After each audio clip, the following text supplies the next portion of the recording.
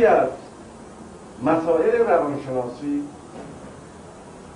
اینه که اولا معیارش نرمال و غیر نرمال و انسانها رو سرگردان میکنه، نمیدونه چه کار کنه. یعنی اینکه وقتی یک کسی رفت پیش روانشناس، حد اکثر کمکش اگر بتوانه بکنه اینه که با نرم‌های اجتماعی اینو انطباق بده، در حالی که نرم‌های اجتماعی سالم نیستن.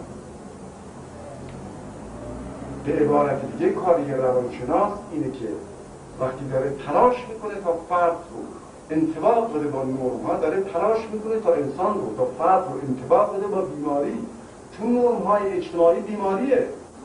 من اگر فرض کنید که شما الان به من بگید که بیا برو مدیر کل مثلا این کنفدراسیون بوکس، خب من میگم نمیشم چون این یک کار بیمارگونه است. حالا روانشناس به من میگه تو غیر نرمالی، باید من واداره تا این ریاست رو بپذیرم. آیا تلاش روانشناس جز اینه که داره تلاش میکنه، داره سعی میکنه من انطباق بده با یک حرفه‌ای، با یک عملی که نرمال هست ولی بیمارگونه است؟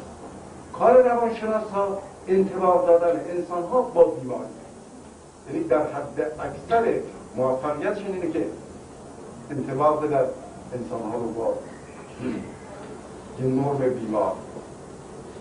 یکی از مزار روانشناسی ها بگیم جفایی که روانشناسی به انسان کرده، این شرطی کتابی این که تقسیم انسان به نرمال، تقسیم به معیار قرار دادن سلامت و عدم سلامت به صورت نرمال و غیر نرمال، این حوزه مسئله رو محدود میکنه، وسعت مسئله رو بسته میکنه. شما وقتی که با معیار فطرت و عدم فطرت به مسئله نگاه کنید، میبینید که دنیا و انسان با چه وسعتی اسیر بدبختیه. یعنی لازمه که انسان توجه کنه، که دنیا توجه کنه به این اسیر بدبختیه. ولی با دید نرمال و غیر نرمال وقتی نگاه کنید، افراد خودشون به یک جای نرم‌ها قرار میدن و به نظرتون میرسه که چیزشون نیست. اکثریت،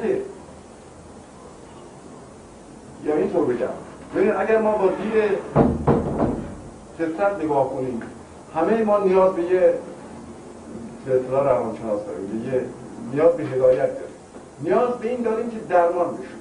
ولی وقتی با نرمال و غیر نرمال خودمون نگاه کنیم، ببینیم چیزیمون نیست، در حالی که هست. و این جفاه.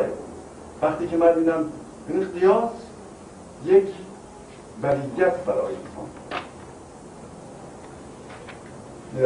تشویق موفقیت و تبلیغ موفقیت یک بلیت برای انسان. این که انسان صبح از خواب بیدار میشه، یک بیگانه ای رو میذاره کف دست ذهنش و این طرف و اون طرف میبره تا برای این خوراک بشه، تا اینو ارضا بکنه. این واقعا برای انسان بلیت که انسان خودش نیست. از صبح که بیدار میشه یک بیگانه رو با خودش از این طرف و اون طرف میکشونه تا برای این تأییدیه بگیره. حالا اگر گرفت که یک خواب خرگوشی دلخوشانه رو میره و اگر نگرفت که رنج نتیجه. خب اگر من با دید دور افتادن از فطرت نگاه کنم مسئله رو و توجه کنم که همکنون یک بیگانه ای حاکم بر منه که پر از تضاده، که اصلا هیچ چیزش ارتباط به من نداره، یک پدیده سطحیه و مدام منو با یک کیفیت اسارتبار از این طرف اون طرف میکشونه، خیلی جدی میشم در رابطه با موضوع. ولی وقتی میبینم، وقتی با دید نرمال نگاه میکنم، میبینم که این بدبختی که من دارم، اون داره، اون داره، اون داره، مقایسه رو همه دارن، این رنج ها رو همه دارن، این عدم رضایت رو همه دارن. ما یک لحظه از وجود خودمون احساس شادمانی و رضایت نمی‌کنیم. یک لحظه در بی‌ترسی زندگیمون نمی‌گذره. مدام یک گوشه وجودمون نگران یک چیزه، نگران این که آیا این میگه خوبه، میگه متواضع، میگه صحبت میکنه.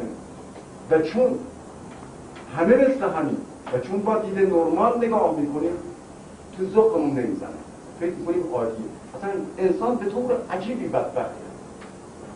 این کار روانشناساست که انسانها رو به نرمال و غیر نرمال تقسیم میکنن، نتیجتا انسانها نه عمق مسئله خودشون رو نگاه میکنن، نه وسعتش، نه فراگیریش رو. یعنی وقتی که ما با دید فطرت یا دور شدن از فطرت نگاه کنیم، تمام انسانها باید یک فکری به حال خودشون